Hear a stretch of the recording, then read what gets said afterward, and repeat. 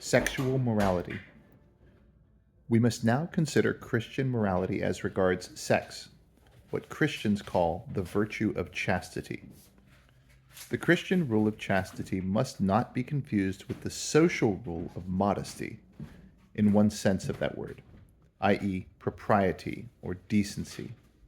The social rule of propriety lays down how much of the human body should be displayed and what subjects can be referred to and in what words, according to the customs of a given social circle. Thus, while the rule of chastity is the same for all Christians at all times, the rule of propriety changes. A girl in the Pacific Island wearing hardly any clothes and a Victorian lady completely covered in clothes might both be equally modest, proper, or decent according to the standards of their own societies. And both, for all we could tell by their dress, might be equally chaste or equally unchaste. Some of the language which chaste women used in Shakespeare's time would have been used in the 19th century only by a woman completely abandoned. When people break the rule of propriety current in their own time and place, if they do so in order to excite lust in themselves or others, then they are offending against chastity. But if they break it through ignorance or carelessness, they are guilty only of bad manners. When, as often happens, they break it defiantly in order to shock or embarrass others, they are not necessarily being unchaste, but they are being uncharitable, for it is uncharitable to take pleasure in making other people uncomfortable. I do not think that a very strict or fussy standard of propriety is any proof of chastity or any help to it, and I therefore regard the great relaxation and simplifying of the rule which has taken place in my own lifetime as a good thing. At its present stage, however, it has this inconvenience, that people of different ages and different types do not all acknowledge the same standard, and we hardly know where we are. While this confusion lasts, I think that old or old-fashioned people should be very careful not to assume that young or emancipated people are corrupt, whenever they are, by the old standard, improper, and in return, that young people should not call their elders prudes or Puritans because they do not easily adopt the new standard. A real desire to believe all the good you can of others and to make others as comfortable as you can will solve most of the problems. Chastity is the most unpopular of the Christian virtues. There is no getting away from it. The Christian rule is either marriage with complete faithfulness to your partner or else total abstinence. Now, this is so difficult and so contrary to our instincts that obviously either Christianity is wrong or our sexual instinct, as it now is, has gone wrong. One or the other. Of course, being a Christian, I think it is the instinct which has gone wrong. But I have other reasons for thinking so. The biological purpose of sex is children, just as the biological purpose of eating is to repair the body. Now, if we eat whenever we feel inclined, and just as much as we want, it is quite true most of us will eat too much, but not terrifically too much. One man may eat enough for 2, but he does not eat enough for 10. The appetite goes a little beyond its biological purpose, but not enormously. But if a healthy young man indulged his sexual appetite whenever he felt inclined, and if each act produced a baby, then in 10 years he might easily populate a small village. This appetite is in ludicrous and preposterous excess of its function. Or take it another way. You can get a large audience together for a striptease act. That is, to watch a girl undress on the stage. Now suppose you come to a country where you could fill a theater by simply bringing a covered plate onto the stage and then slowly lifting the cover so as to let everyone see, just before the lights went out, that it contained a mutton chop or a bit of bacon. Would you not think that in that country something had gone wrong with the appetite for food? And would not anyone who had grown up in a different world think there was something equally queer about the state of the sex instinct among us? One critic said that if he found a country in which such striptease acts with food were popular, he would conclude that the people of that country were starving. He meant, of course, to imply that such things as the Striptease Act resulted not from sexual corruption, but from sexual starvation. I agree with him that if, in some strange land, we found that similar acts with mutton chops were popular, one of the possible explanations which would occur to me would be famine. But the next step would be to test our hypothesis by finding out whether, in fact, much or little food was being consumed in that country. If the evidence showed that a good deal was being eaten, then of course we should have to abandon the hypothesis of starvation and try to think of another one. In the same way, before accepting sexual starvation as the cause of the striptease, we should have to look for evidence that there is in fact more sexual abstinence in our age than in those ages when things like the striptease were unknown. But surely there is no such evidence. Contraceptives have made sexual indulgence far less costly within marriage and far safer outside it than ever before, and public opinion is less hostile to illicit unions and even to perversion than it has been since pagan times. Nor is the hypothesis of starvation the only one we can imagine. Everyone knows that the sexual appetite, like our other appetites, grows by indulgence. Starving men may think much about food, but so do gluttons, the gorged as well as the famished, like titillations. Here is a third point. You find very few people who want to eat things that really are not food, or to do things with food instead of eating it. In other words, perversions of the food appetite are rare. Perversions of the sex instinct are numerous, hard to cure, and frightful. I am sorry to have to go into all these details, but I must. The reason why I must is that you and I, for the last 20 years, have been fed all day long on good, solid lies about sex. We have been told, till one is sick of hearing it, that sexual desire is in the same state as any of our other natural desires, and that if only we abandon the silly old Victorian ideal of hushing it up, everything in the garden will be lovely. It is not true. The moment you look at the facts and away from the propaganda, you see that it is not. They tell you sex has become a mess because it was hushed up. But for the last 20 years, it has not been. It has been chattered about all day long. Yet it is still in a mess. If hushing up had been the cause of the trouble, ventilation would have set it right. But it has not. I think it is the other way round. I think the human race originally hushed it up because it had become such a mess. Modern people are always saying, sex is nothing to be ashamed of. They may mean two things. They may mean there is nothing to be ashamed of in the fact that the human race produces itself in a certain way, nor in the fact that it gives pleasure. If they mean that, they are right. Christianity says the same. It is not the thing nor the pleasure that is the trouble.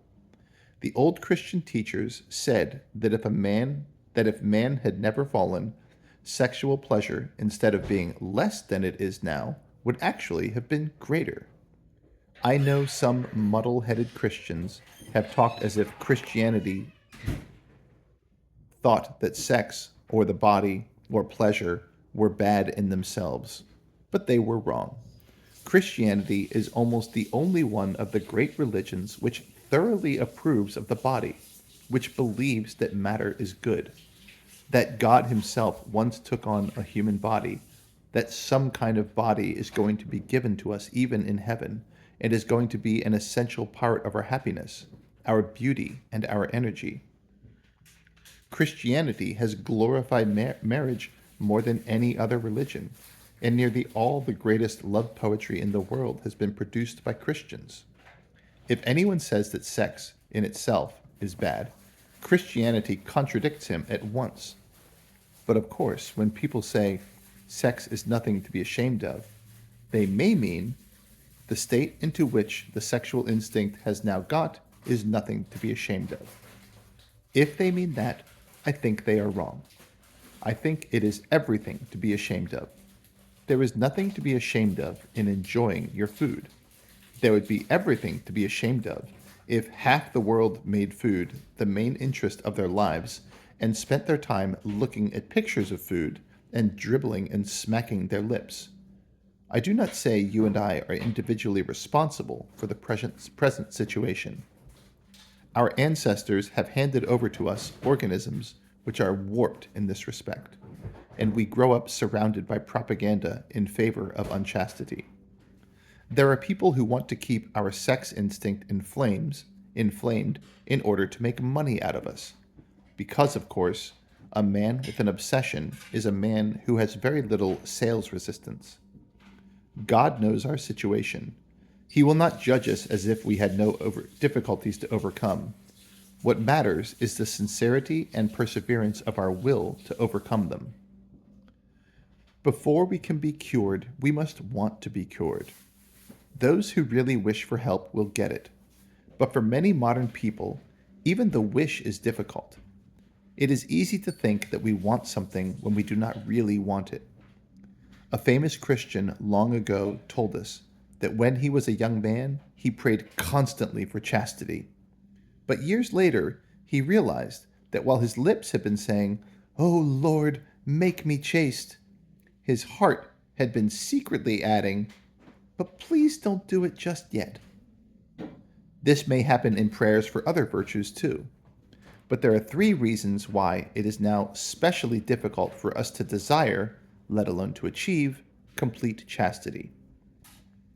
In the first place, our warped natures, the devils who tempt us, and all the contemporary propaganda for lust combine to make us feel that the desires we are resisting are so natural, so healthy, and so reasonable, that it is almost perverse and abnormal to reduce them. Poster after poster, film after film, novel after novel, associate the idea of sexual indulgence with the ideas of health, normality, youth, frankness, and good humor. Now, this association is a lie. Like all powerful lies, it is based on a truth. The truth, acknowledged above, that sex in itself, apart from the excesses and obsessions that have grown round it, is normal and healthy and all the rest of it. The lie consists in the suggestion that any sexual act of which you are tempted at the moment is also healthy and normal. Now, this, on any conceivable view, and quite apart from Christianity, must be nonsense. Surrender to all our desires obviously leads to impotence, disease, jealousies, lies, concealment, and everything that is the reverse of health, good humor, and frankness. For any happiness, even in this world, quite a lot of restraint is going to be necessary. So the claim made by every desire, when it is strong, to be healthy and reasonable, counts for nothing. Every sane and civilized man must have some set of principles by which he chooses to reject some of his desires and to permit others. One man does this on Christian principles, another on hygienic principles, another on sociologic principles. The real conflict is not between Christianity and nature, but between Christian principles and other principles in the control of nature. For nature, in the sense of natural desire, will have to be controlled anyway, unless you are going to ruin your whole life. The Christian principles are, admittedly, stricter than the others, but then we think you will get help towards obeying them, which you will not get towards obeying the others. In the second place, many people are deterred from seriously attempting Christian chastity because they think, before trying, that it is impossible. But when a thing has to be attempted, one must never think about possibility or impossibility. Faced with an optional question in an examination paper, one considers whether or not whether one can do it or not. Faced with a compulsory question, one must do the best one can. You may get some marks for a very imperfect answer. You will certainly get none for leaving the question alone, not only in examinations, but in war, in mountain climbing, in learning to skate, or swim, or ride a bicycle, even in fastening a stiff collar with cold fingers. People quite often do what seemed impossible before they did it. It is wonderful what you can do when you have to. We may indeed be sure that perfect chastity perfect charity, will not be attained by any merely human efforts. Oh. We may indeed be sure that perfect chastity, like perfect charity, will not be attained by any merely human efforts. You must ask for God's help. Even when you have done so, it may seem to you for a long time that no help, or less help than you need, is being given. Never mind. After each failure, ask forgiveness, pick yourself up, and try again. Very often, what God first helps us toward is not the virtue itself, but just this power of always trying again. For however important chastity, or courage, or truthfulness, or any other virtue may be, this process trains us in habits of the soul which are more important still. It cures our illusions about ourselves and teaches us to depend on God. We learn, on the one hand, that we cannot trust ourselves even in our best moments, and on the other, that we need not despair even in our worst, for our failures are forgiven. The only fatal thing is to sit down content with anything less than perfection. Thirdly, people often misunderstand what psychology teaches about repressions. It teaches us that repressed sex is dangerous, but repressed here is a technical term. It does not mean suppressed in the sense of denied or resisted. A repressed desire or thought is one which has been thrust into the subconscious, usually at a very early age, and can now come before the mind only in a disguised and unrecognizable form. Repressed sexuality does not appear to the patient to be sexuality at all. When an adolescent or an adult is engaged in resisting a conscious desire, he is not dealing with a repression, nor is he in the least danger of creating a repression. On the contrary, those who are seriously attempting chastity are more conscious and soon know a great deal more about their own sexuality than anyone else. They come to know their desires as Wellington knew Napoleon, or as Sherlock Holmes knew Moriarty, as a rat catcher knows rats, or a plumber knows about leaky pipes. Virtue, even attempted virtue, brings light. Indulgence brings fog. Finally, though I have had to speak at some length about sex, I want to make it clear as I possibly can that the center of Christian morality is not here. If anyone thinks that Christians regard unchastity as the supreme vice, he is quite wrong. The sins of the flesh are bad, but they are the least bad of all sins. The worst pleasures are purely spiritual.